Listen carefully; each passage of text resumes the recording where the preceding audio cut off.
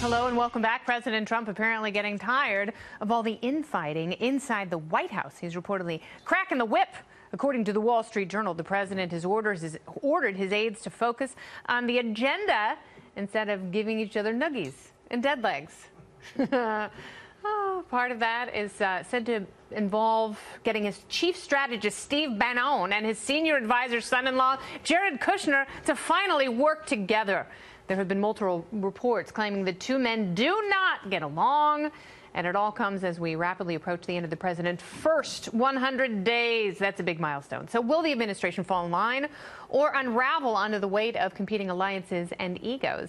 Here to answer that, it's Fox News Chief Correspondent of Excellence, Ed Henry.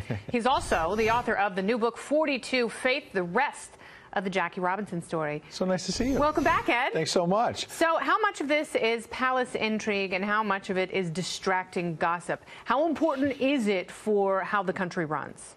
It is important, actually. Some of it is just gossip, and it's the palace intrigue, as you say.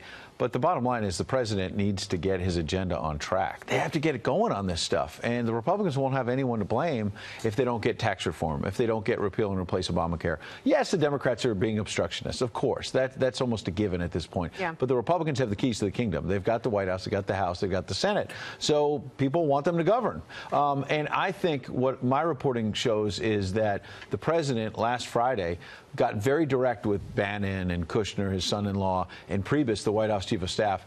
And what he specifically said was, you guys straighten this out, I'm told by two of the president's advisors, or I'm going to straighten it out. Now, what does that mean? What does that mean? I mean, does that mean he's tired of it? It seems like he's taken Steve Bannon off as a permanent member of the National Security Council. So the writing maybe is on the wall for him a little bit. Jared Kushner isn't going to stop being his son-in-law anytime soon. Right. And the president has tasked him with so much.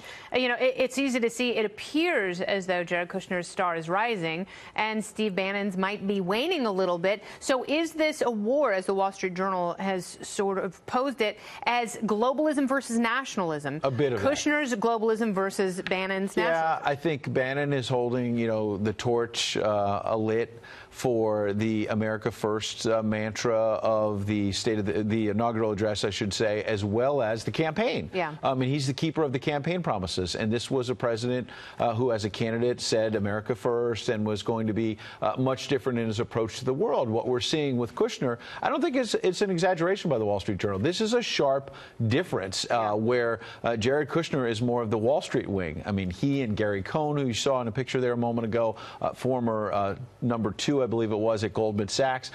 There are some in the Bannon camp dismissing them as Wall Streeters, insiders, and all of that. The globalists. Kind of people, I mean, which is the most pejorative term a nationalist can use. So they're obviously fighting. So this is real. It is a real fight. They're fighting for the soul of the presidency. The president is not an ideologue. How different is this from Obama's team of rivals? I don't think it's that much different, frankly. I don't think it's much different than, you know, when you had Donald Rumsfeld and Condi Rice going at it with, Colin Powell, who had a much different approach on foreign policy. So, to your point, I do think a certain amount of this is palace intrigue, and the mainstream media is overplaying it. Where I think they're not overplaying it, and why I gave you that reporting about what the president said, like, cut this out, is that the president actually thrives, and he did in business, on having a team of rivals, like you say, the Obama administration. Orchestrated chaos. He doesn't mind that kind of chaos where people are competing. They're trying to get ahead of each other. I can get the best idea to the president. I can move this policy forward, which is great until it doesn't work. It worked in the campaign. He'd fire people. He'd bring in new people. And everyone kept counting him out, and the president kept winning. And then he won the entire election. In this case, in the first 100 days, I want to say it stalled, but the health care was a marker where that approach is not going to cut it all the time with governing. And we see how governing is very different from campaigning. Absolutely. It's only something you can learn on the job. So we'll see who has a job at the end of all this, and if one of these giants is going to fall. People are going to watch the chief of staff, Reince Priebus in particular. He's been on the hot seat for a long time. I think in the end, can Bannon leave? Everybody's replaceable inside any White House, but Bannon is somebody who really is the ballast in there in terms of the pro-America, you know, America First agenda. It's not that Jared Kushner is not pro-America. No, I think what you're saying is Bannon is Lady Macbeth. And so, and he may get a new title. There may be a shuffling, but Bannon's going to be in the orbit somewhere, no matter what you call him. Yeah, he's there today and perhaps tomorrow and tomorrow and tomorrow. Thank you very much, Ed Henry. Great to see you. Nice 42 Faith, check it out. Yes, Jackie Robinson, one of the great Bruins. UCLA. That's absolutely right. Man. Amen. I'm going to sign your copy right now. Thank you very much, Ed Henry. That's going to be worth something.